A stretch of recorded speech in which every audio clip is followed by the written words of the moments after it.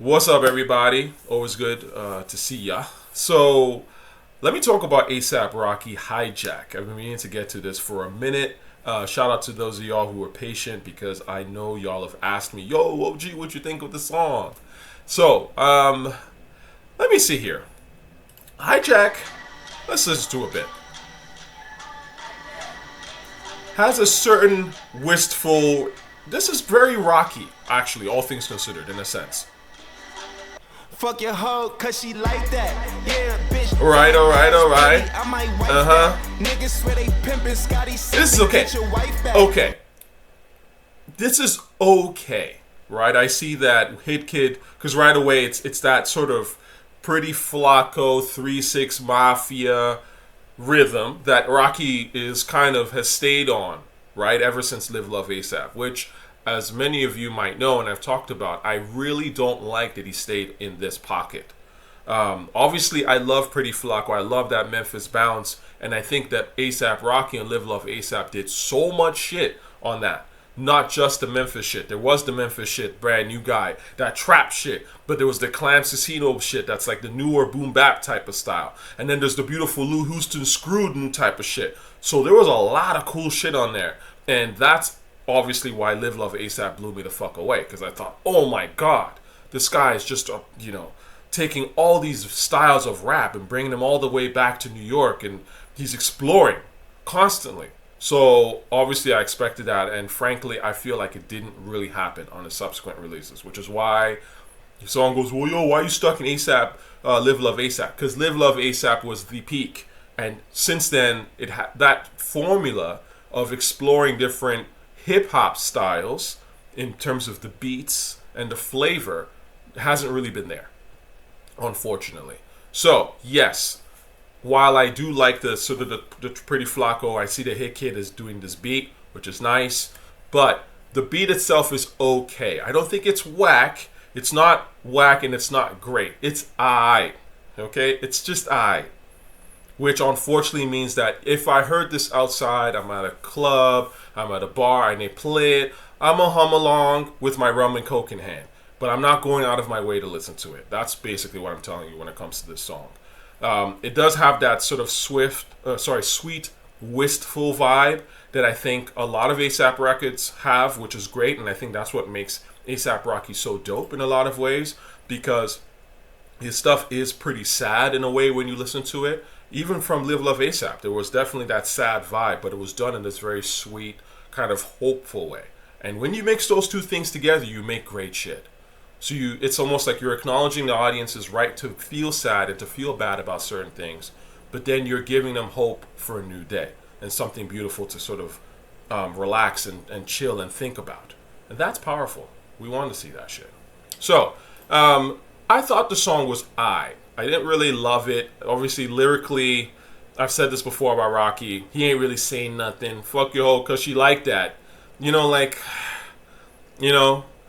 To me, honestly, this is the beat that I would, if Rocky was coming out, I would have rapped about his son, his kids.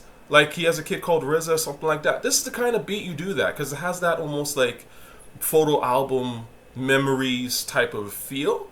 Even at the end, which I do think is a beautiful addition with Jessica Pratt, the way that she's singing. It's like, yo, like, Rocky, you've elevated, this is the thing about rap that it got really disappointing for older listeners like ourselves. It's not like we aged out in terms of like we just literally cannot move anymore because we're so old and our bones are broken. That happened to some of us, but a lot of it was also like, yo, you have not evolved mentally. And we are out here in the real world, we're evolving mentally. And you're not evolving mentally. And this is why, after a certain point, it's like, yo, I'm 40, I'm 50. And I'm listening to you, yo, bitch, ass flat, no, it's like that. It's like, yo, come on, evolve, right? You've got a son, you've got beautiful kids with Rihanna. Like, this is the perfect beat. He could have really rapped some soulful shit about it. Not that it has to be the deepest thing ever, but yo, I love, because, this is literally what we've seen with ASAP Rocky in the last couple of years. There's been a gap in terms of releasing music. So if you're going to come back, reintroduce yourself and let us know where you've been for the last couple of years. And from what we know, you've been a father, which is a beautiful thing. So I think that, again, I'm not a fan of the subject matter on this. I don't think it fit. And I don't even think there's really any way of a subject. But I do think that the beat is not stellar, but it could have, had better rhymes, like even better content, all things considered. So that's my opinion on Hijack. I mean, I'll listen to anything A$AP Rocky drops, right? He earned that with Live Love ASAP. That's just a fact of the matter. Someone that's able to make a project like Live Love ASAP, and people are going to say, yo, he got lucky. I mean, people get lucky, but not really across an entire project. People might get lucky with one song, 2 songs at best. But a whole project, that's usually not luck. There is talent there. And the fact of the matter is that he did make something incredible. So he's kind of earned a lifetime pass for me, real talk. Like, I'll always listen to whatever Rocky drops. Will I like it? That's a different story. So that's ASAP. Now, let's see here. LL has been dropping music. I had meant to talk about this record, Passion. Passion. I made this comment here, better than, wow, this is a month ago. Time flies. Better than Saturday Night Special.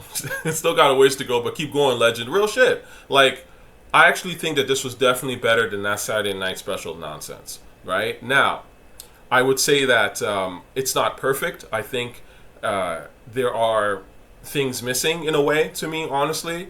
And I'm not even exactly looking for perfection. I'm just looking for something that's good, obviously, right? Let's see, actually. Speaking of something that's good, but, just good. So sick. So sick. This is the shit. Okay. Anyway, we'll come back to that. But the point is this. I like the beat. It's I. And Q-Tip, shout out to Q-Tip. Q-Tip made the beat. The beat is I. It's not amazing. But it's I, and it's again a step in the right direction. There's some lines in here that I thought were really clever. What's the one in here that I thought was pretty fly? If you're shrewd on the first string, different moves, gifted dudes, you pick up on the jewels if you're shrewd on the first. Yeah, I like that, where he was like, pick up on the jewels if you're shrewd. I like, a nice little rhyme there. This was cool, actually. Being prodigious with the lyrics brings digits. Told you I was postmodern. Yeah. Contemporary Queens nigga vibes is Harlem. On the job all day, check the resume going in. Yeah, I thought that was kind of fly. Told you I was postmodern, and then he raps about that, how his style is kind of like Harlem. And it's interesting because I can't remember who I was watching a video. It might have been on Math Hoffa's podcast, but he was essentially saying how the boroughs like Brooklyn and Bronx have this sort of like kinship in a sense because they're both mad rugged. And as someone that was living, well, I also Brooklyn and Harlem. I mean, the boroughs have the relationships without a doubt. But what I'm trying to say is that like when you think Bronx, you think Brooklyn, you think gutter, right? Especially in hip hop. Whereas when you look at Queens, when you think Queens and Harlem, you're thinking sophisticated Manhattan, right? Queens, they have backyards in Queens, so it's a different vibe. And so I've personally always gravitated more to actually the Queens Harlem vibe, personally, even though I lived in Brooklyn. But I do like that sort of stylish, sophisticated thing that Queens and Harlem rappers do, the slow flow, where sometimes even like you don't exactly know exactly what they're saying.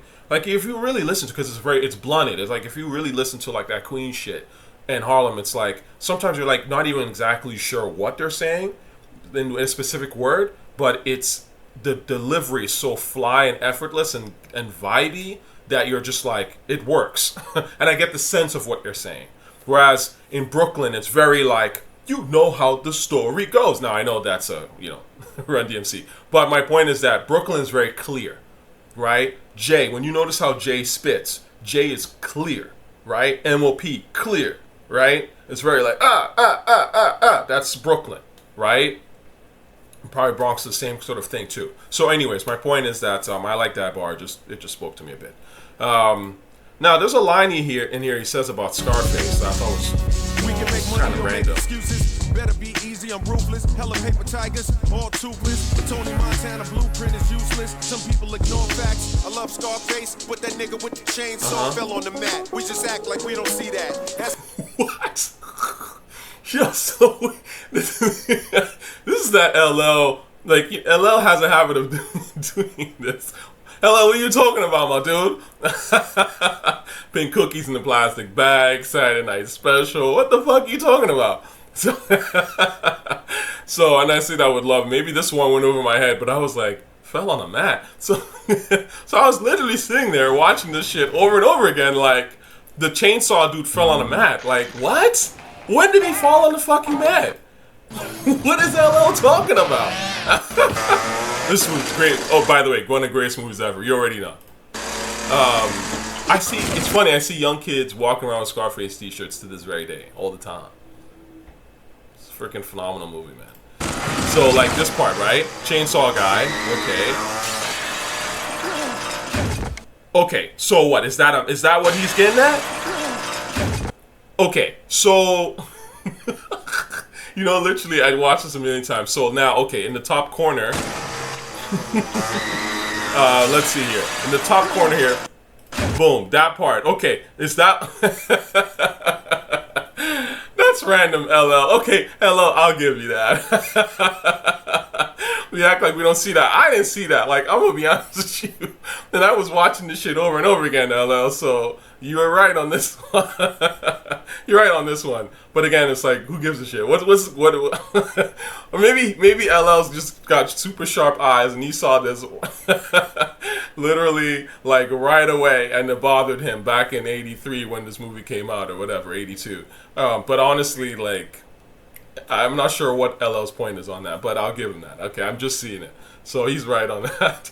But look, listen, the point of this is, look, at the end of the day, LL does say something here that I think really speaks to my overall opinion of hip-hop in general and why hip-hop is just not it anymore, you know? Before the new cue, the motor inside was flashing. Baby girl is laughing because my slang is old-fashioned. That's always been your problem, Dennis. No passion. Yeah, that's it.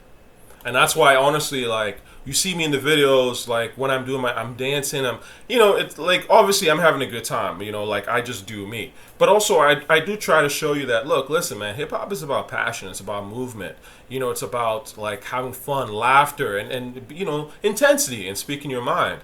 And it's really wild to me that we have these so-called tastemakers and culture analysts in hip-hop. We don't see them ever, like, really enjoying records. Like, they never really seem to enjoy this shit. They just talk, right? Bullshit, by the way. But we don't know if they can even hold it. Like, can they dance? Do they have any sense of rhythm? Like, again, I give my example with Rosenberg.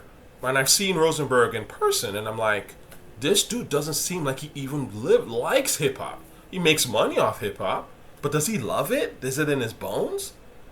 Maybe it was back in the day when I don't really know him. And, he's it's all kind of now, and, it's just, waking up on a Monday morning, having your coffee and going to work. Maybe that's just what it is. And I get that. That can happen to everybody.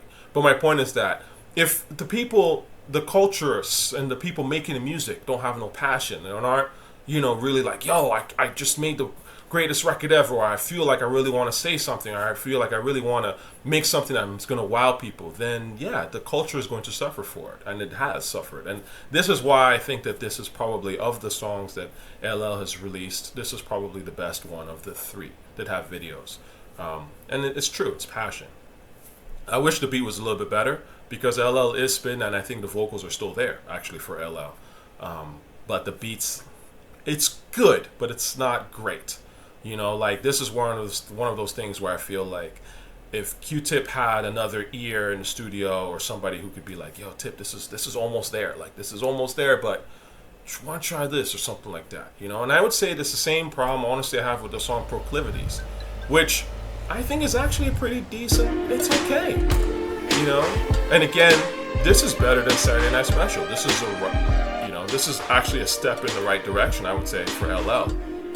This is the LL I know, where he's making records for the ladies, right? From a guy, a sensual guy, let's say, or let's say a sexual guy, because I don't look at LL as necessarily a sensual guy, quote unquote.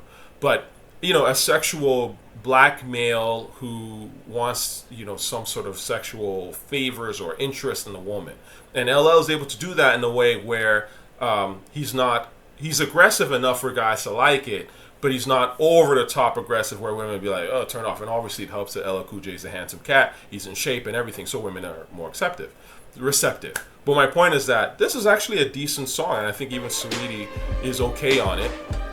Another Q-Tip beat, but again, there's just something missing, you know? The beat, I think, could have been a little bit better, okay? And it's hard for me to say. I don't know if it's more of the bass, maybe a little bit more bass, just a little, like an extra thing. Sometimes it's literally with the loop, you just add that one extra sort of like harsher note or something that just gives it that, you know? I don't know. But, you know, this song was I gave it, you know, I tell you to take a look at it and see what you think. But I have to say that these two new songs that LL has dropped are making me more interested in his stuff. And the truth of the matter is, like, these two songs, I mean, it's hard for me to say if it's better than what I heard from Common and Pete Rock. Hard to say. But I do think that LL is going somewhere, in a sense, where I feel like he is putting in maybe a little bit more effort than I saw with the Common and Pete Rock. And look, listen, I can't speak on the amount of effort that Common and Pete Rock put in because I wasn't there when they were recording it, and I don't know them brothers. I've never met them personally. I think I've seen Pete Rock. I've been close enough to Pete Rock, but I don't think I've actually met Pete Rock. But I've met CL. Shout out to CL Smooth. But the point is that, you know, I like what LL is doing. He is putting in some effort here, and you can kind of tell. And I think that, you know, people are receiving it. I would like to think that people are saying, oh, okay, right? Like, you know, all right, OG. But, again, I just wish that the songs were a little bit better, right? So, LL, I'm still waiting for that intro, like, you know, something, if you ever make a record like that intro on that Gold album, which was phenomenal. And also, of course, this song that I was just playing a little bit of. New beat. So sick. Yeah, man. This was one of the last LL records I actually really liked, to be honest with you. First of all, you a banger, straight up and down. I'm seeing minks on your hangers. I know your mama told you don't talk to strangers. That leads to dangerous situations, but I can't be patient. You need communication, appreciation, respect for your style instead of talking all wild. Yeah, man, that's the LL I miss, right? But again, that because LL has his flow and his voice is actually intact for the most part. It's the beats that are letting him down now at this stage. So hopefully you can get some slightly better beats, okay? All right, y'all. Love y'all. Peace.